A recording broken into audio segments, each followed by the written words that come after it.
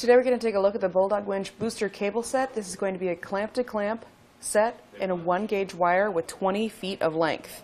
Now we'll get our nice storage case here to hold our cables. On the front we'll have 2 clasps to keep that case closed, and then on the inside we'll have our cables themselves. Now again, these are going to be a 1-gauge wire. So it's going to be a pretty thick, sturdy wire. This is going to be 2,000 amp rated, and the clamps are going to have a premium cast brass design with a 45-degree angled nose. So it's going to make it a little easier to get our clamps put onto our battery terminals.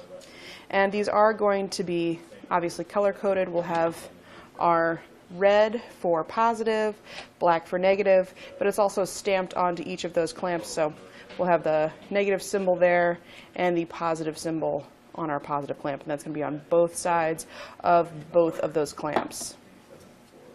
There's a split there, so we'll have plenty of room to get our clamps put onto our battery terminals. And this is going to be a double extruded copper clad aluminum wire. So as you can see, it's going to be very bendy, very easy to maneuver. And with 20 feet of length, even if we're going from one truck to another, maybe over a parking spot, we'll still be able to get those hooked up pretty easily without having to rearrange too much.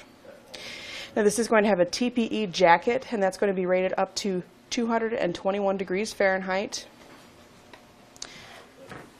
Again, we'll have our storage case to keep everything nice and contained. As far as the dimensions on this case, it's going to be 18.5 inches long, and then 14.5 or 14 3/4 inches tall, and then it'll be 5 3/4 inches deep. So if you're storing this underneath your seat, as long as it fits within those dimensions, you should be good to go.